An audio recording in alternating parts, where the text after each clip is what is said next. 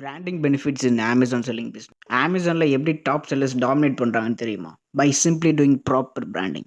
இந்த பிராண்டிங்கை உங்களோட ப்ராடக்ட்க்கு நீங்க ப்ராப்பரா பண்ணிட்டீங்க அப்படின்னா, உங்களோட சேல்ஸு, கஸ்டமருக்கும் பிராண்டுக்கும் இருக்கிற ஒரு ட்ரஸ்ட்டு, ப்ராஃபிட்டு எல்லாமே டிராஸ்டிக்கா இம்ப்ரூவ் ஆகும். கிளியரா உங்களால நோட்டீஸ் பண்ண முடியும். நீங்க இந்த பிராண்டிங்கை ஒழுங்கா பண்ணீங்க அப்படின்னா. பிராண்டிங் அப்படின்றது நம்ம பிசினஸ்க்கு வேல்யூ ஆட் பண்ற ஒரு பவர் டூல் மாதிரி. இந்த வீடியோ லெசன்ல இந்த பிராண்டிங் எப்படி பண்றது அண்ட் இத பண்றதால ஒரு டாப் 3 பெனிஃபிட்ஸ இந்த வீடியோல கம்ப்ளீட்டா பார்க்க போறோம். With that being set, let's role the intro now. First benefit என்ன அப்படின்னா, trust and credibility. Your brand name is your power. Brand name அப்படின்றது சும்மா ஏதோ ஒரு பிராண்ட் நேமை செலக்ட் பண்ணி வைப்போம் அப்படின்னு வைக்காம, உங்களோட ப்ராடக்ட் கேட்டகரிக்கு தகுந்த மாதிரி நீங்க பிராண்ட் நேம் வந்து செலக்ட் பண்ணணும். இப்போ நீங்களே அமேசான்ல ஒரு ப்ராடக்ட்ட வாங்க போறீங்க அப்படின்னா, அதுக்கு முன்னாடி இது என்ன பிராண்டா இருக்கும்? இந்த பிராண்டுக்கு ரிவ்யூஸ் எப்படி மக்கள் போட்டுருக்காங்க? அண்ட் ரேட்டிங்ஸ் எப்படி இருக்கு?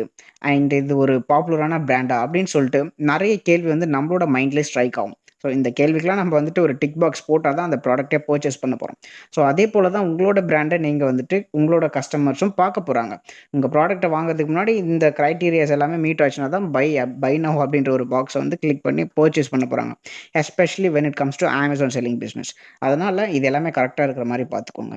ஃபார் எக்ஸாம்பிள் XYZன்னு ஒரு பிராண்ட் இருந்தா, அதுக்கு தனியா ஒரு ரெப்புடேஷன் பில்ட் ஆகும். அது இன்னும் நல்ல சேல்ஸுமே உங்களோட பிராண்டுக்கு கொண்டு வரும். இப்போ செகண்ட் பெனிஃபிட் என்ன அப்படின்றத பார்க்கலாம். இத எக்ஸ்பிளைன் பண்றதுக்கு முன்னாடி, நம்மளோட சேனல் நீங்க இன்னும் சப்ஸ்கிரைப் பண்ணல அப்படின்னா, இந்த மாரி வேல்யூபிளான இன்ஃபர்மேஷனுக்கு சப்ஸ்கிரைப் பண்ணி வச்சுக்கோங்க.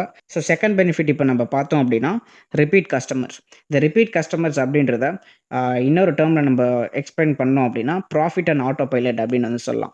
இந்த ரிப்பீட் கஸ்டமர்ஸ் உங்க பிராண்ட்க்கு செட் ஆயிட்டாங்க அப்படின்னா, ஆட்டோ பைலட் மோட்ல ரெக்கரிங்கா உங்களுக்கு வந்து ப்ராஃபிட் வந்துட்டே இருக்கும்.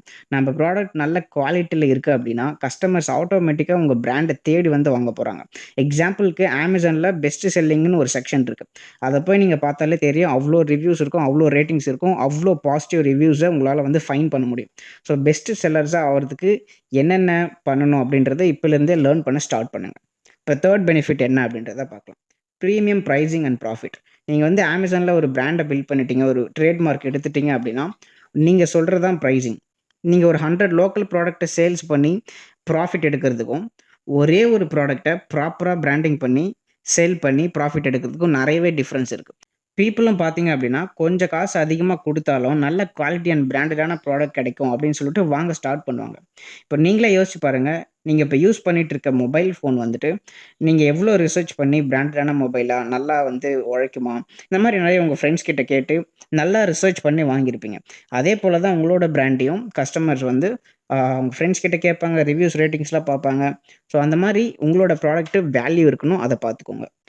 பிராண்ட் வேல்யூ பில்ட் ஆன பிறகு, நீங்க சொல்ற பிரைஸ கஸ்டமர்ஸ் குடுக்க தயாரா இருப்பாங்க. ஓகே. ஓகே. இந்த வீடியோல பிராண்டிங்னா என்ன? அத பண்ணோம் அப்டின்னா 3 பெனிஃபிட்ஸ் வந்து நம்ம பார்த்தாச்சு. அண்ட் நெக்ஸ்ட் பார்ட்ல இன்னும் டீட்டெயில்டா நம்ம வந்து இத எப்படி பிராக்டிகலா பண்றது அப்படின்றத பார்க்கலாம். இந்த விஷயத்தெல்லாம் அப்படியே லேர்ன் பண்ணிட்டு விடாம இம்ப்ளிமெண்ட் பண்ணுங்க. Take action guys. Catch you on the flip side. Take care.